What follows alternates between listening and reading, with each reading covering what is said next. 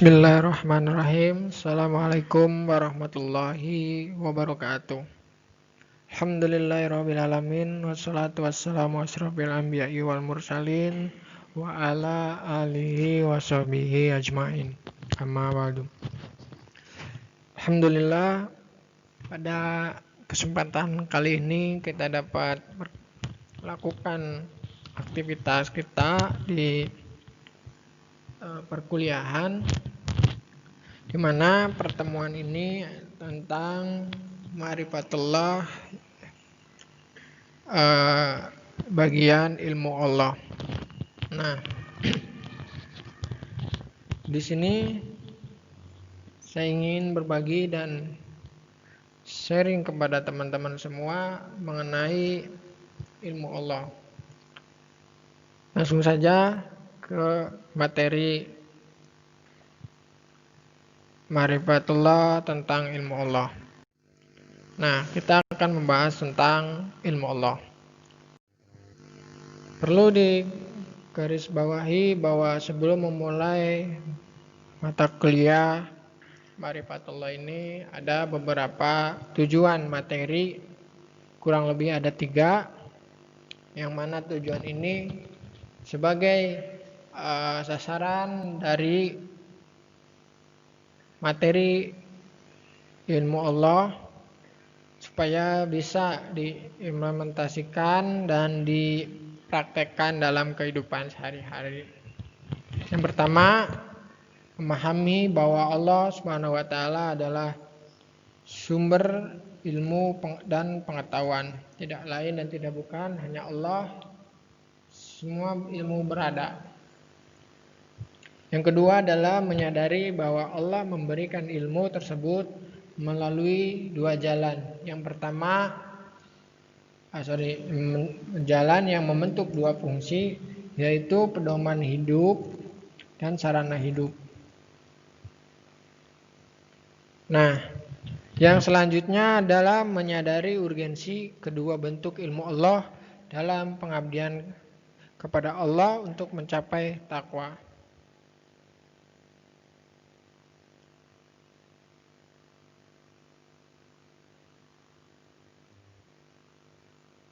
Jadi tidak lain dan tidak bukan, tujuan materi ilmu Allah ini adalah mencapai ketakwaan kita kepada Allah Subhanahu wa taala. Nah, maka dari itu mudah-mudahan kita semua dapat mengambil pelajaran dari apa yang saya sampaikan.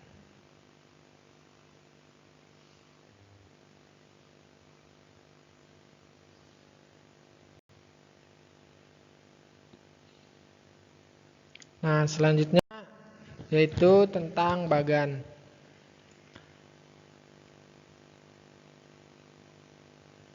Di sini ada bagan tentang ilmu Allah. Nah, yang pertama adalah Allah. Selanjutnya Allah sebagai pencipta yang maha mengetahui sampai manusia itu menemukan suatu kebenaran baik mutlak maupun secara eksperimental. Nah, ini adalah bagan atau struktur skema yang mana kita akan pelajari satu-satu. Nah, di sini di bagian kedua yaitu tentang Allah sebagai pencipta. Nah, Allah sebagai pencipta adalah zat yang maha menciptakan dari sesuatu yang tidak ada menjadi ada. Kita sering dengar dengan kalimat kun fayakun. Dialah Allah yang telah menciptakan langit, bumi, manusia, semesta alam, seluruh alam raya, planet-planet. Dialah Allah yang disebut dengan Sang Khalik, itu yang maha mencipta. Nah, dalam surat Al-Furqan Allah katakan yang kepunyaannya lah kerajaan langit, bumi, dan tidak mempunyai anak dan tidak ada sekutu baginya dalam kekuasaannya, dan dia telah menciptakan segala sesuatunya, dan dia menetapkan ukuran-ukurannya dengan serapi-rapinya. Jadi Allah sebagai pencipta di sini juga tidak sembarangan. Semua apa yang Allah ciptakan punya maksud dan tujuannya masing-masing. Punya cara-cara, punya peranannya masing-masing. Tidak begitu saja Allah ciptakan. Nah, selanjutnya adalah Allah sebagai yang maha mengetahui. Nah, di dalam Asmaul Husna disebut dengan Al-Alim. Nah, Allah maha mengetahui ini adalah mengetahui segala sesuatu yang ada di alam semesta ini. Segala sesuatu yang ada di alam raya ini. Karena selain dia pencipta, maka dia harus tahu segala sesuatunya yang ada di apa yang dia ciptakan. Nah, dalam surat Al-Mulk ayat 14 Allah katakan, apakah Allah yang menciptakan itu dan tidak mengetahui yang kamu lahirkan atau rahasiakan, dan dia maha halus lagi maha mengetahui. Jadi ini ayatnya sangat jelas bahwa Allah sangat lagi maha mengetahui, bahkan termasuk yang dirahasiakan ataupun yang ada di dalam hati kita sendiri gitu. Makanya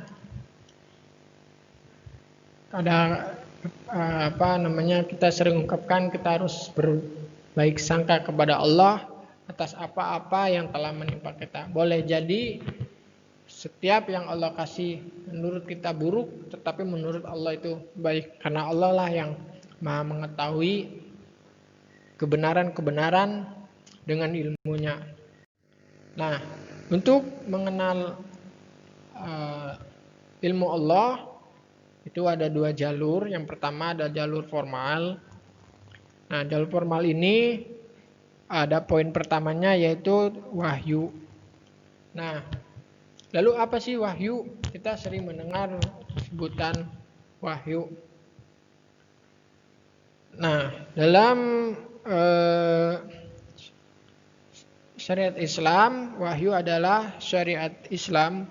Dalam syariat Islam adalah kalam atau perkataan dari Allah yang diturunkan kepada seluruh makhluknya dengan perantara, garis bawahi, dengan perantara malaikat ataupun langsung. Nah, langsung di sini adalah melalui Allah dan Nabi, seperti yang terjadi ketika Isra Mi'raj. Nah, adalah kata benda. Dari wahyu adalah kata benda dalam bentuk kata kerjanya adalah awhayuhi, yang artinya memberitahuan secara tersembunyi dan cepat. Ini sebagaimana yang Allah pernah sampaikan kepada Nabi Zakaria ketika beliau sedang sholat di mihrabnya. Allah katakan di sanalah Zakaria memohon kepada Tuhannya. Nah, ini ketika Nabi Zakaria memohon kepada Tuhannya, yaitu apa? Seorang anak yang baik.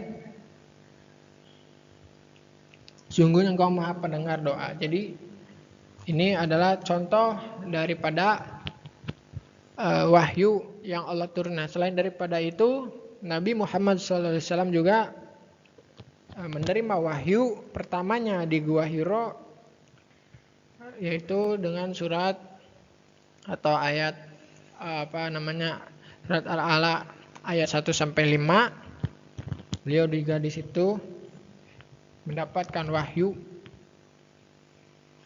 Nah, jadi wahyu itu adalah sudah jelas bahwa informasi-informasi atau kebenaran-kebenaran dari Allah untuk disampaikan kepada seluruh umat manusia gitu.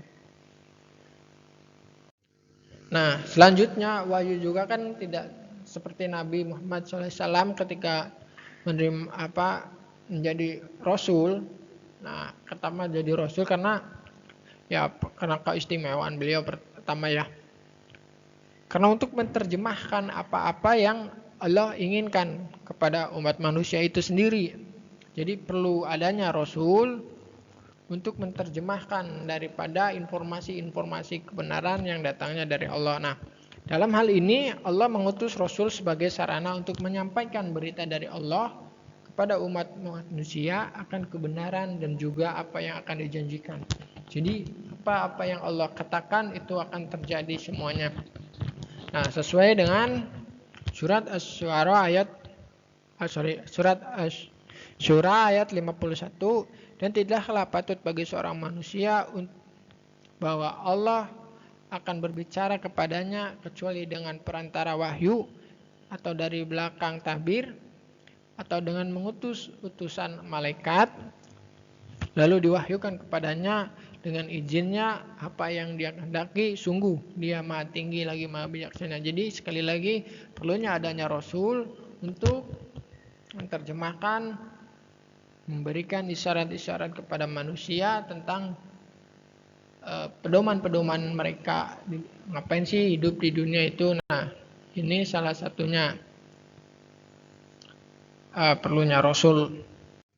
Nah, selain daripada perlunya Rasul, memahami ilmu-ilmu Allah juga harus ada dengan ayat-ayat yang Allah hamparkan di muka bumi ini. Salah satunya adalah ayat qauliyah. Nah, apa sih ayat qauliyah itu? Ayat qauliyah itu adalah ayat-ayat yang Allah firmankan dalam kitabnya, yaitu apa? Al-Quran. Nah, ini adalah Al-Quran, ini adalah ayat qauliyah. Nah, yang berfungsi antara lain sebagai petunjuk. Dan kami turunkan kepadamu Alkitab Al-Quran untuk menjelaskan segala sesuatu dan petunjuk serta rahmat bagi orang-orang yang berserah diri. Surat An-Nahl ayat 89. Nah, ayat qauliyah juga berasal kata qauliyah berasal dari kata suku katanya itu qala yang maknanya adalah perkataan atau ucapan. Nah, sebagaimana contoh salah satu ayat daripada ayat qauliyah yaitu surat Asy-Syams ayat 1, wasamsi wadduhaha, yang artinya demi matahari dan cahayanya di pagi hari. Nah, ini kan perlu pemahaman, perlu ilmu untuk memahami ayat-ayat Allah ini. Kenapa matahari dan cahayanya itu di pagi hari gitu? Kenapa? Itu misalnya kenapa bulan misalnya ayat-ayat lain di dalam Al-Quran yang membutuhkan daripada tafsir-tafsir atau ilmu pendukung yang kita harus cari tahu untuk menemukan suatu kebenaran. Nah, ini yang mana kebenaran itu untuk membuktikan bahwa Allah memang adalah yang paling maha benar. Nah, selanjutnya yaitu berfungsi sebagai pedoman hidup. Nah, jadi ilmu Allah juga berfungsi sebagai pedoman hidup. Nah, layaknya sebuah produk yang memiliki manual book, kalau kita beli handphone, beli laptop, beli segala elektronik ataupun apa, kita pasti dapat manual book. Nah, tentu manual book juga sebagai pedoman langkah-langkah apa saja yang harus diperhatikan dalam produk itu. Nah, tentu manusia juga memerlukan pedoman hidup untuk mengarahkan hidup dan semuanya dalam satu track atau jalur yang diridai oleh Allah Subhanahu wa taala. Jadi itu penting juga untuk supaya apa yang kita lakukan sesuai dengan yang Allah inginkan, sebagaimana dalam contohnya dalam surat Al-Imran ayat 85, barang siapa yang mencari agama selain Islam maka sekali tidaklah akan diterima agama itu daripadanya dan dia di akhirat termasuk orang-orang yang rugi. Jadi sekali lagi itu sangat rugi dan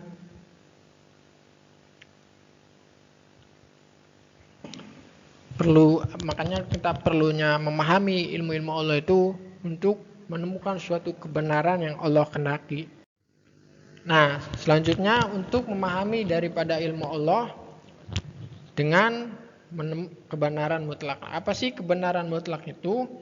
Kebenaran mutlak adalah suatu hal yang harus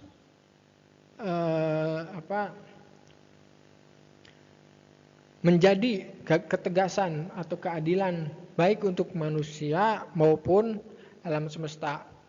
Nah, kebenaran mutlak itu hanya ada di tangan Allah Subhanahu wa taala.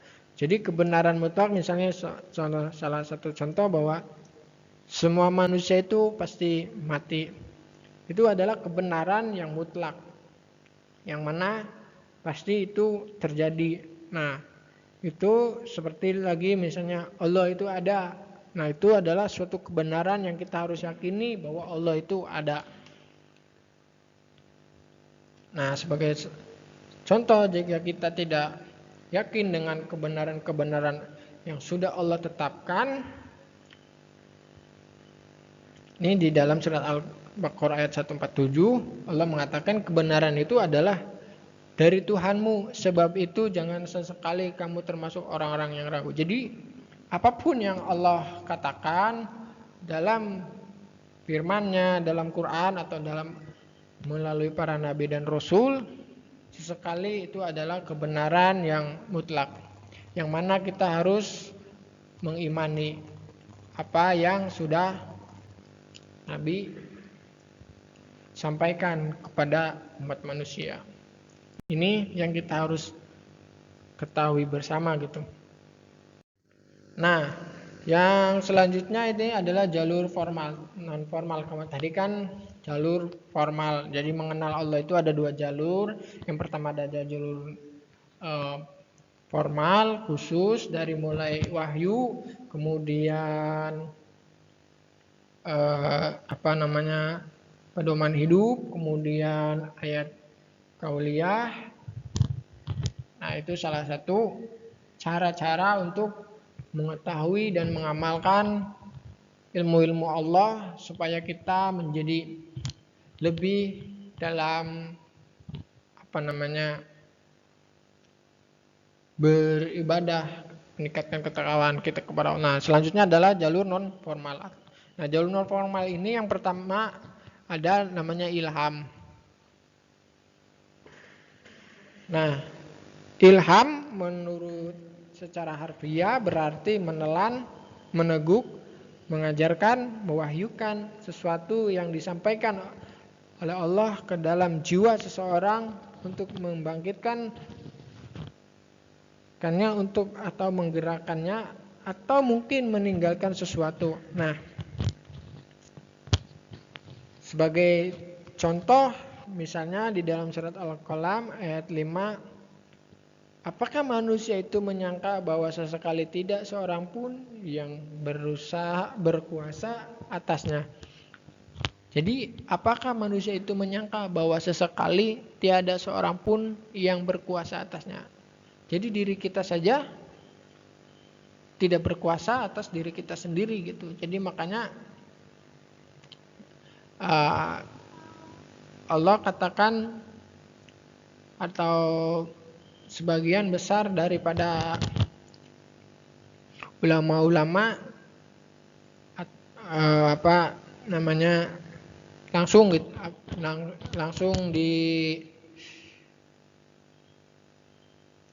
dikategorikan kayak mendapat ilham dan lain sebagainya gitu. Itu memang perlu ilmu-ilmu yang khusus dan mendalam lebih lanjut lagi gitu. Nah, selanjutnya adalah di jalur yang ini, jalur umum ini adalah langsung. Langsung di sini adalah ilmu Allah langsung diturunkan kepada siapa yang dikehendaki, yang tanpa perantara, sebagaimana contoh ketika Nabi Adam diajarkan oleh Allah tentang nama-nama benda. Nah, jadi Allah berfirman di dalam Al-Baqarah ayat 31, dan dia mengajarkan kepada Adam nama-nama benda seluruhnya, kemudian mengemukakannya kepada para malaikat, lalu berfirman, sebutkanlah kepadaku nama-nama benda itu untuk kamu memang benar, orang-orang yang benar. Jadi suatu seperti yang saya katakan tadi, itu adalah bentuk ilham yang langsung Allah turunkan kepada Nabi Adam dengan mengajarkan nama-nama benda gitu. Jadi ilham juga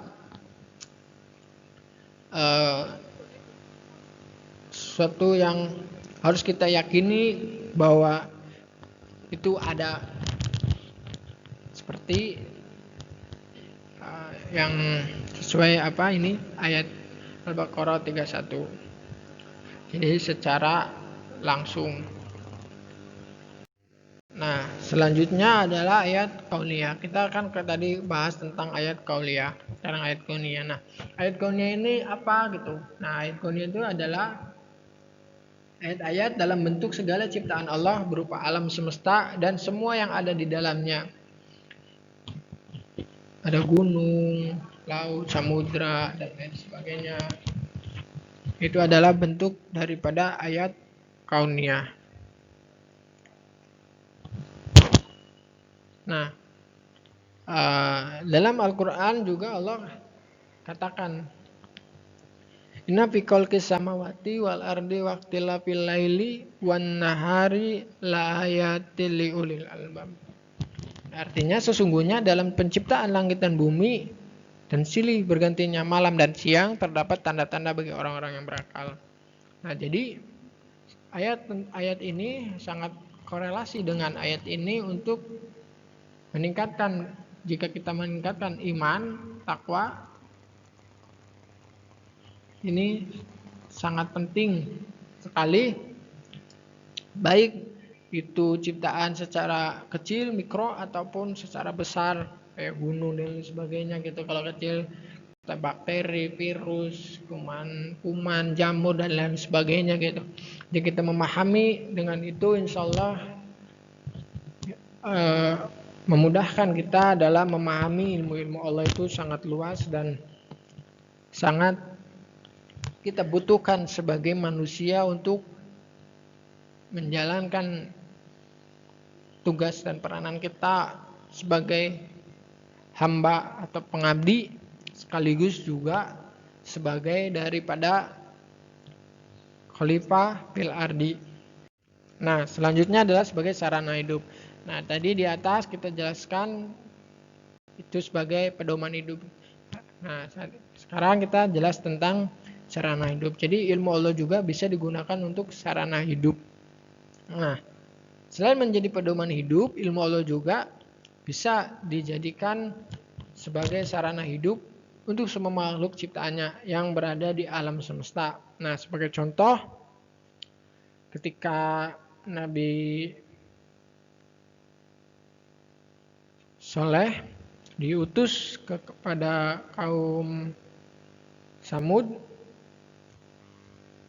Nah, Allah situ ada dialog. Nah, Allah berfirman kepada kaum Samud, kami utus saudara mereka Saleh berkata, hai kaumku, sembahlah Allah, sesekali tiada bagimu Tuhan selain Dia. Jadi tiada Tuhan bagimu selain Dia. Dia telah menciptakan kamu dari tanah, dari saripati tanah, dan menjadikan kamu pemakmurannya. Karena itu mohonlah ampun kepadanya, kemudian bertobatlah kepadanya. Sesungguhnya Tuhanku amat dekat rahmatnya lagi mereka yang memperkenankan doa-doa hambanya. Jadi Allah memperkenankan doa-doa hamba. Jadi selain jadi pedoman, dia sarana. Jadi menjadi sarana hidup untuk kita. Salah satunya sebagai memperkenanan doa dari Allah, dan juga rahmatnya itu sangat dekat gitu. Kita semua kan perlu rahmat dan memperkenankan doa, yang mana semua itu kita butuhkan gitu. Jadi makanya ilmu Allah bisa digunakan sebagai sarana hidup. Nah, selanjutnya itu tentang kebenaran eksperimental. Nah, tadi kan kita bahas tentang kebenaran mutlak. Yang mutlak itu adalah benar datangnya Allah dan tidak bisa diapa-apakan lagi, gitulah. Udah mutlak gitu. Tapi kalau kebenaran eksperimental adalah kebenaran yang diusahakan oleh manusia itu sendiri dengan percobaan atau dengan media lainnya untuk menemukan suatu kebenaran baik dari suatu kejadian ataupun dari apa yang dia peroleh. Tetapi kebenaran eksperimental itu tentu untuk meningkatkan ketakwaan kita. Jadi ketakwaan kita, kemudian iman. Nah, jadi segala sesuatunya itu benar-benar kita untuk meningkatkan dan mendekatkan diri bahwa kita itu tidak ada apa-apanya, ilmu kita masih jauh, sehingga hanya Allah dan ilmu Allah yang luas ini dengan segala semua mukjizatnya, kebesarannya ini ya, hanya Allah lah. Nah, di dalam Quran surat Yunus Allah katakan, dan kebanyakan mereka tidak mengikuti kecuali prasangkanya saja. Jadi mengikuti di sini itu sesuatu yang Allah sudah kasih,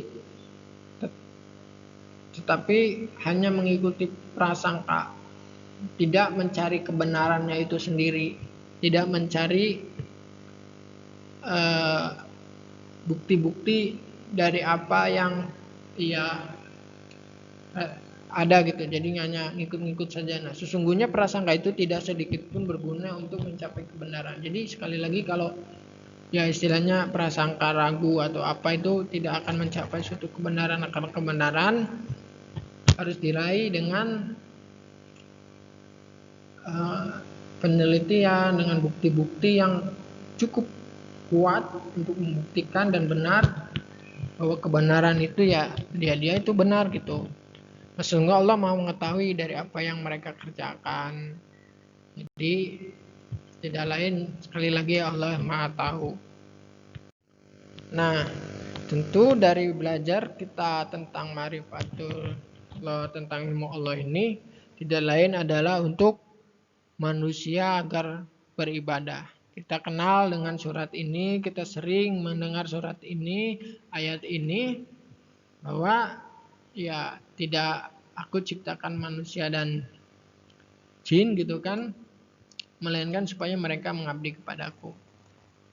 Jadi adanya kita di muka bumi ini tidak lain adalah mengabdi dengan apa-apa yang sudah Allah tetapkan melalui Rasul, dengan syariat-syariatnya, dengan pedoman-pedomannya, agar mereka ya satu jalur, satu frekuensi bagaimana menerapkan apa yang Allah inginkan.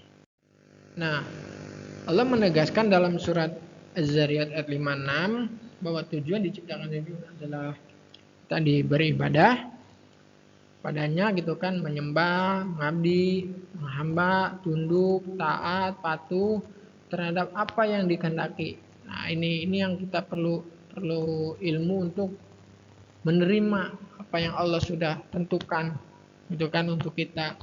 Nah,